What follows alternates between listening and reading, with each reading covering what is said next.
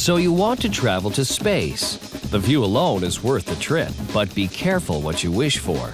Living up there presents many challenges, and that's an understatement. The right suit is essential, especially for a spacewalk. NASA's EVA, or Extravehicular Activity Suit, is up for the job. Essential, but not cheap. It costs $12 million.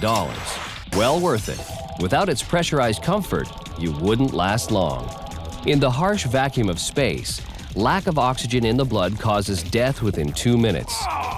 The hardest thing about living in space is that you must rely on people on the ground for everything, which is one major reason NASA hasn't yet returned to the moon, even though they are itching to.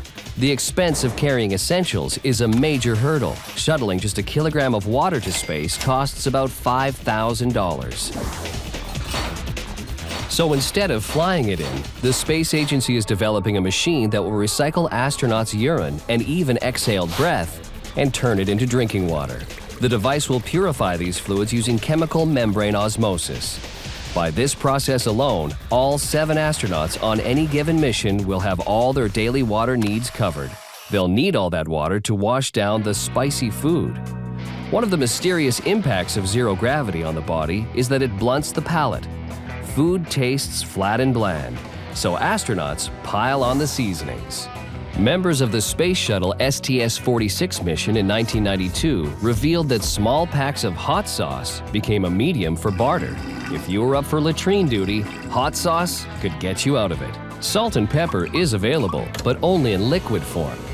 Ordinary salt and pepper particles would float up and clog vents. Living in space has its advantages. One is that it makes you taller. Decreased pressure on the spine causes astronauts to sprout about 5 centimeters. It can also cure snoring.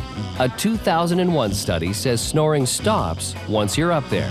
Down on Earth, snoring happens when the tongue drops to the back of the throat, partially blocking the airway, causing tissue to flap. Of course, gravity does not exist on any spaceship.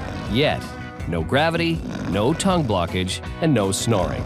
But still, you won't get an ideal sleep up there. The sun rises 16 times a day, throwing off your inner time clock. Despite recycling your own urine, the bland food, and poor sleep, traveling to space remains humankind's most enduring dream and the most prized experience to anyone who has made the journey. Just look at America's first spacewalker, Ed White.